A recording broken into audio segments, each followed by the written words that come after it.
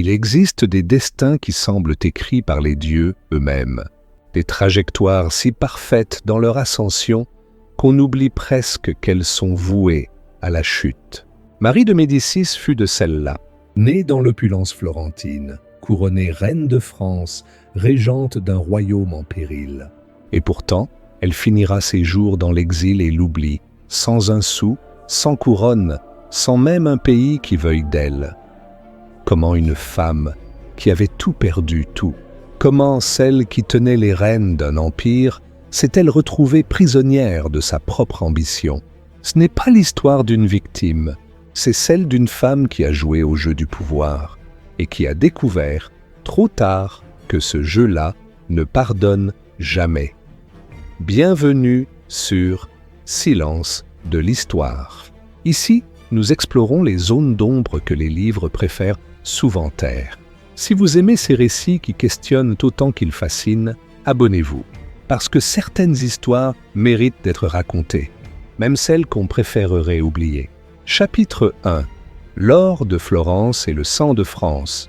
Marie naît le 26 avril 1575 à Florence, au cœur du Palazzo Pitti. Elle est une Médicis. Ce nom seul suffit à évoquer la richesse, l'art, le pouvoir.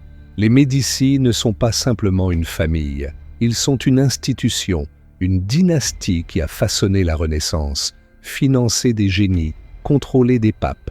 Marie grandit entourée de marbre, de fresques, de jardins à la symétrie parfaite. Tout, autour d'elle, respire l'ordre, la maîtrise, le contrôle. Mais Florence, en cette fin du XVIe siècle, n'est plus ce qu'elle était. Les grandes heures de Laurent le Magnifique sont passées. La ville est désormais un grand-duché vassalisé, une puissance secondaire dans un monde où l'Espagne et la France se disputent l'Europe.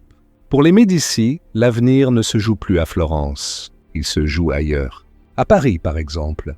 En 1600, le roi Henri IV de France est veuf. Sa première épouse, Marguerite de Valois, la fameuse reine Margot, a été répudiée. Henri a besoin d'une nouvelle reine, mais surtout, il a besoin d'argent. Ces guerres de religion ont vidé les caisses du royaume. C'est là que Marie entre en scène. Le mariage est négocié comme une transaction commerciale. Les Médicis offrent une dot colossale, 600 000 écus d'or. En échange, Marie devient reine de France. Elle a 25 ans. Henri en a 47. Il ne l'aime pas. Il ne la connaît même pas. Mais qu'importe, le pouvoir n'a jamais eu besoin d'amour pour fonctionner. Marie arrive en France en octobre 1600. Elle découvre un pays meurtri, un royaume encore fracturé par les guerres civiles. Henri IV, c'est le roi qui a changé de religion pour régner. Paris vaut bien une messe, aurait-il. Un homme pragmatique, séduisant, volage. Marie, elle, est rigide, pieuse, habituée au faste italien. Le contraste est saisissant, et pourtant, elle fait son devoir. Elle donne à Henri ce qu'il attendait d'elle, des héritiers, 6 enfants en 10 ans. Le futur Louis XIII naît en 1601. La continuité dynastique est assurée. Marie a rempli son rôle, mais Henri, lui, ne change pas. Il collectionne les maîtresses avec la même désinvolture qu'il pacifie les provinces. Gabrielle d'Estrées, Henriette d'Entragues et tant d'autres. Marie, humiliée, se replie sur elle-même. Elle commence à comprendre une chose essentielle. Dans ce jeu-là, elle n'est qu'un pion. Une banquière couronnée, alors elle attend. Elle observe, elle apprend, parce qu'elle sait qu'un jour, peut-être, ce sera son tour de jouer. Ce jour arrive le 14 mai 1610. Henri IV traverse Paris en carrosse, rue de la Ferronnerie. Un embouteillage. Un fanatique catholique, François Ravaillac, s'approche. 3 coups de couteau. Le roi s'effondre. Il meurt presque instantanément. Marie de Médicis devient régente du royaume de France. Son fils, Louis XIII, n'a que 8 ans. Le pouvoir, enfin, lui appartient. Chapitre 2. La régente et le piège de l'autorité. On pourrait croire qu'une femme qui accède au pouvoir après des années d'humiliation saurait s'en servir avec prudence. Mais le pouvoir, voyez-vous, a cette particularité étrange. Il ne comble jamais ceux qui en ont été privés trop longtemps. Il les consume. Marie commence sa régence avec une ambition simple, gouverner. Pas conseiller, pas influencer, gouverner, Elle convoque les États généraux, confirme son autorité, écarte les grands du royaume qui espéraient profiter de la minorité du jeune roi. Elle veut montrer qu'elle n'est pas une reine de façade.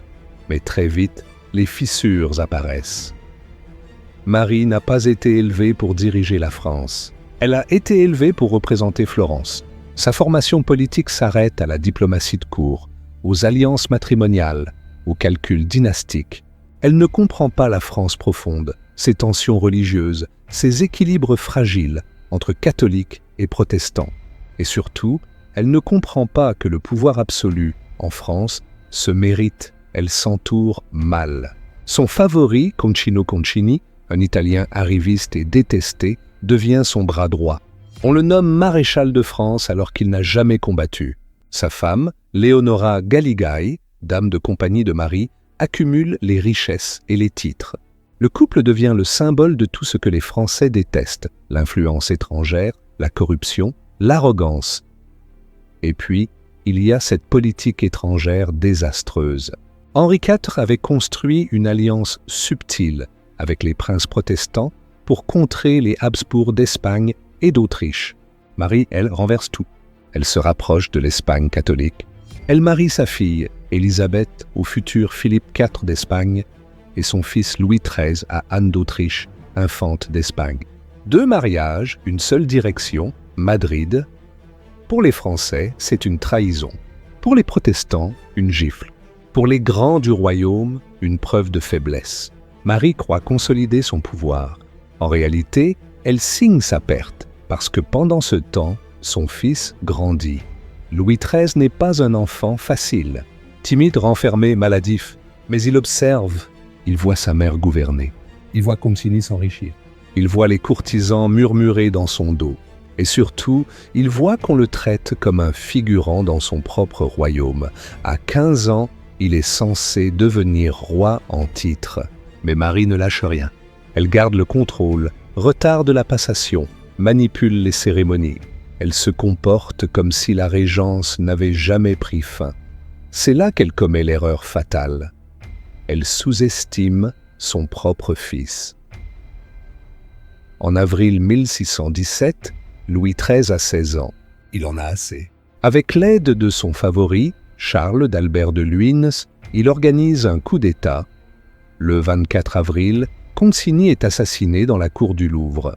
Abattu par les gardes du roi, Leonora Galigai sera jugée pour sorcellerie, une accusation ridicule mais efficace, et décapitée. Marie, elle, est arrêtée, assignée à résidence au château de Blois. La reine-mère, celle qui régnait sur la France, devient prisonnière de son propre fils.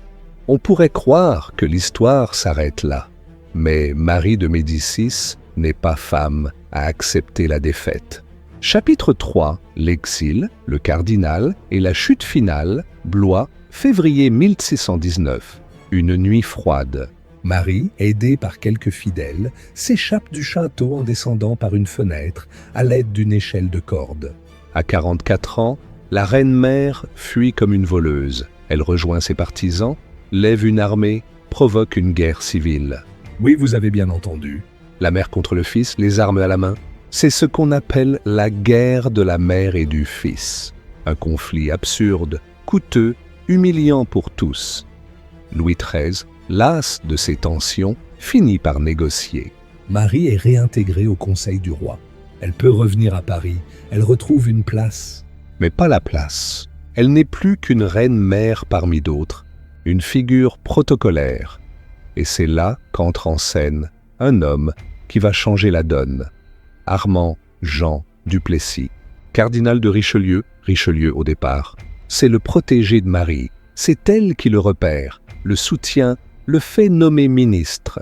Elle pense en faire son instrument, un moyen de reprendre le contrôle sur son fils. Mais Richelieu, dès qu'il entre dans le jeu du pouvoir, ne joue que pour lui-même. Il devient Premier ministre en 1624.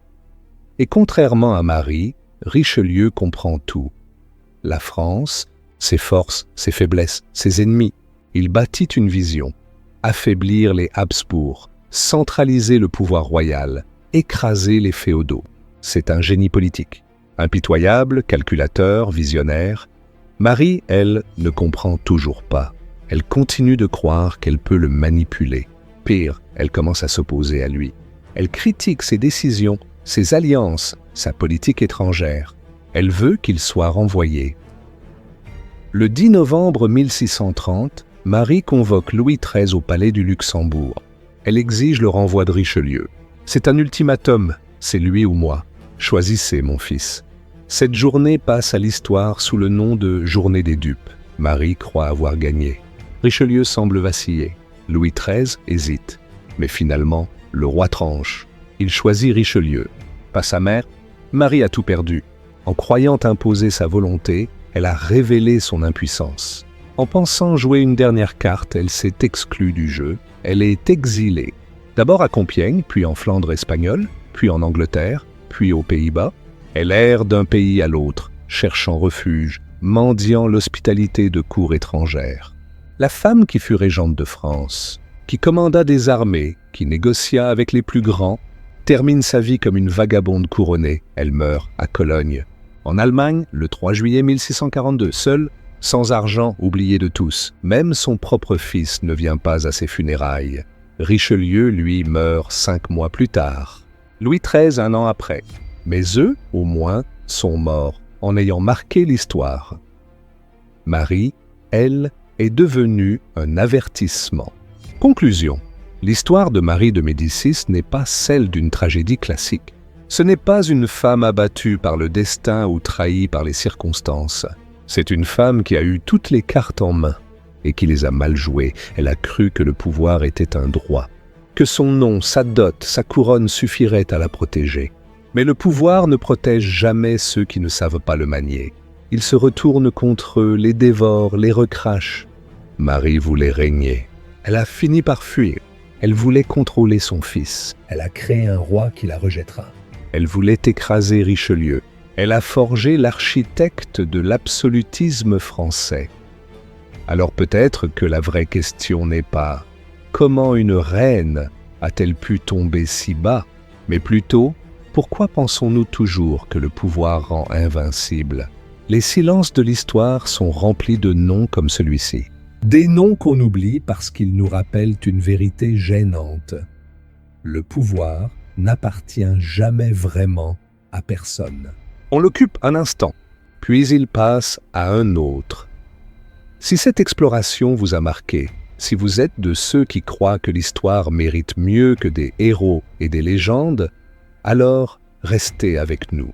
Abonnez-vous à Silence de l'Histoire, parce qu'ici, nous ne racontons pas seulement ce qui s'est passé. Nous posons la question qui fâche. Pourquoi? Et cette question-là, elle ne se tait jamais.